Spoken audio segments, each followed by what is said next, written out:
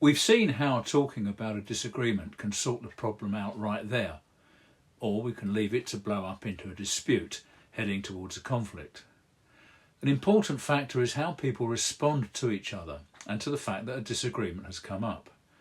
In this chapter, we examine our responses to disagreement from a couple of viewpoints.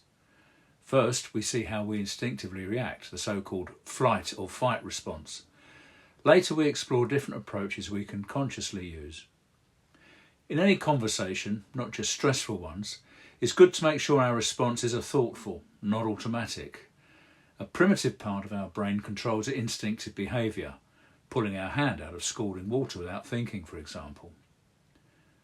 This automatic system also covers how we first react to the threat posed by a challenge, or, to be more precise, what we think might be a challenge. Our brains are alert to threats and can sometimes sound a false alarm about what somebody says or does. They mean us no harm, but we instinctively react, and that can cause problems. Many people will have heard of this response in its basic form, fight or flight. This directly links us to our earliest ancestors who had a simple choice when faced with a dangerous animal: stand and fight or run away. And even today, most of our first reactions to a challenge boil down to the same. Typical fight responses might include, "What does he think he's playing at?" Or, "I'm not having that," or, "She'll be sorry."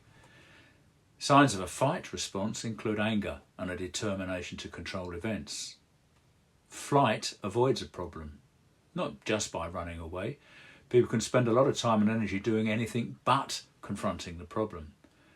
Or they might tell themselves that if they don't deal with it, it might magically disappear. It rarely does. Refusing even to talk about a difficulty or waving it away are often flight responses. Another basic reaction is to freeze.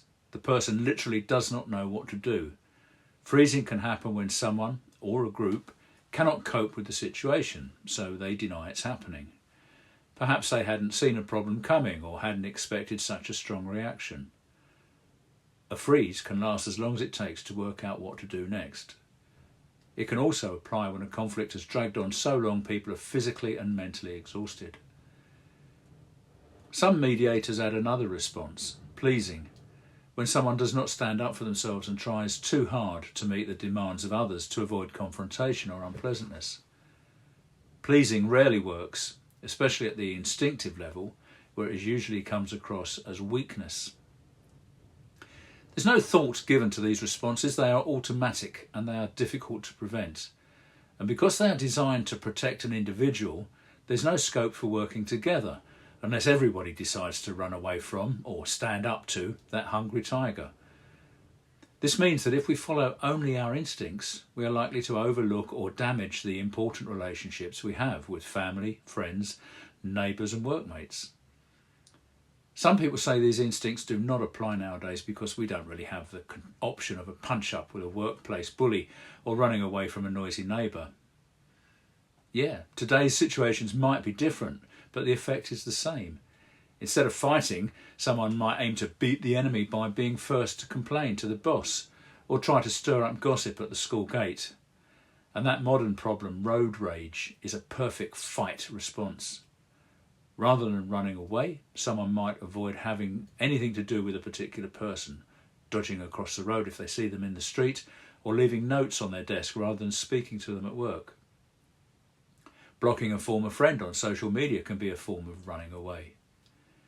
This me-first approach is not much use when we can't avoid living and working alongside other people. The good news is that although we cannot block these immediate reactions, fight, flight, freeze or please, they are easy to close down and replace with something more positive, as we'll see next.